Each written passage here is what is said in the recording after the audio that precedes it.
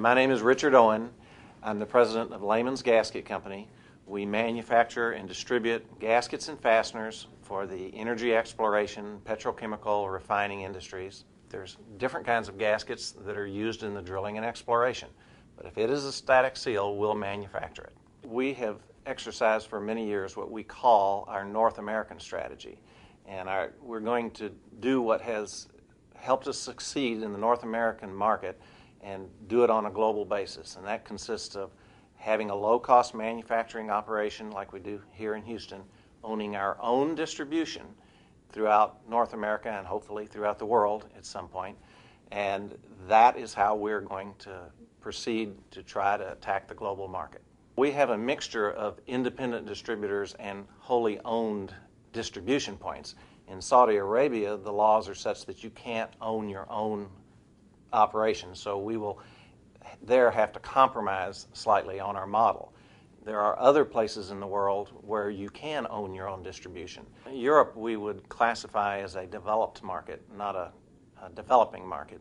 So there we would try to do an acquisition as opposed to opening our own branch. If we are able to find a suitable candidate in Europe, we hope maybe to do an acquisition someday. But it's the same in Europe. There's cultural issues that you have to overcome, and the local energy companies or refineries, even though they may be owned by a North American-based company, they still have a local flavor to them, and they do business in their own local way. The cultural issues always seem to be the hardest. Communicating with people in a different culture is always surprising, and it seems like you think that you have communicated effectively, but you haven't. And so although we did a lot of training before we went to China, we had cultural sensitivity courses, we still had serious issues relating to our Chinese employees and relating to the Chinese market. So I would say cultural issues were one of the biggest problems. Regulatory issues were another. We, for instance, only found out after the fact that there was a law in China that you could only import completely new equipment. We were initially trying to send them some used equipment, and we only found that out the hard way. So those are just the kinds of things that happen that you need to hopefully head off with research, but in our case, we had to find out the hard way. We discovered after we had incorporated in China that there are actually regulations on the proportion of product that you can manufacture and the proportion of product that you can distribute.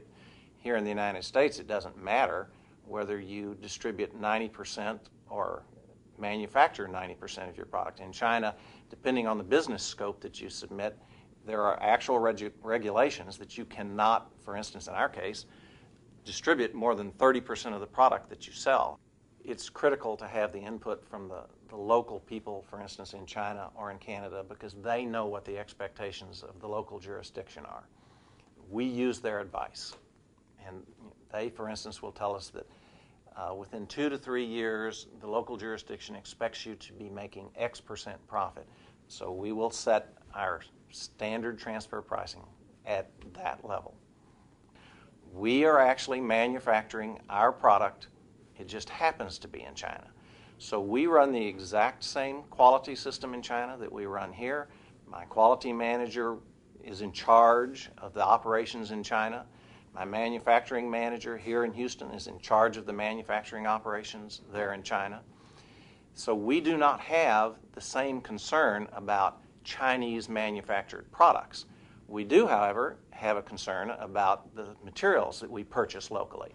So the way we overcome that problem is we have a much more robust inspection system for the raw materials that we get in China to make sure that the product that we start, the raw material that we start with, is adequate, and then we control everything else so we know that the product that we have manufactured in China is exactly the same as the product that we would have manufactured if it had been here in the United States.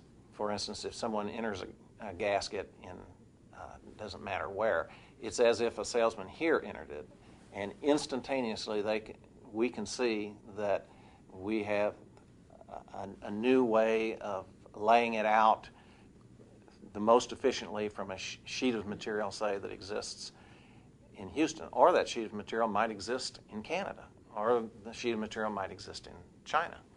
And that's all instantaneous. The way we look at it here is, even though the plant is in China, we manage it as if it's a department at our plant in Houston. Because with modern technology and the ERP system that we have, there's really no difference to manufacturing a product in Houston or in China. It's just outside the wall someplace. It's just the one in China happens to be a little bit further away than the department here in Houston. The biggest advantage to us is now that we're operating in China, we're able to follow our customers into China. We don't just want to manufacture low-cost product in China. We want to actually sell to customers in China, and many of our customers are moving to China now that we have a foothold there and feel relatively comfortable operating in that environment. It's been a huge benefit to us as we go to our customers and say, we are now going to implement our North American strategy that you've come to like. We're going to do that for you in China as well. Richard Owen and his teams at Lehman's Gasket have learned 3 key lessons about buying from or selling to foreign countries. 1, hire good counsel. As Richard points out in this month's Business of the Eye of the Storm magazine, having the right attorneys, financial advisors, and business partners domestically and in the foreign country that you're doing business with can save a lot of heartache and cost down the line. Despite technologies enabling us to communicate instantly via email, there are a lot of nuances that make going global still very complex. Don't confuse sending emails to India with effective business practices.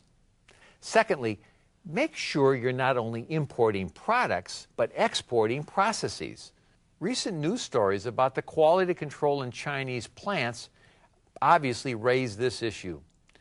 In Lehman's case, for example, they own their Chinese manufacturing facility and conduct rigorous quality control on the raw materials they use to produce their gaskets. The same holds true for Lehman's overseas distributors, with whom they deploy the same processes and the procedures with the distributors as they do for their North American ones. And finally, Lehman's takes to heart their motto, sealing global, serving local. Through their customized ERP or enterprise resource planning, the company is able to optimize their manufacturing in real time, whether it's in Houston, Texas, or Hangzhou, China. Their thinking has truly elevated Lehman's to the world stage, and they have $100 million in sales to show for it. You can learn more about the Lehman's Gasket story in this month's issue of Business in the Eye of the Storm magazine.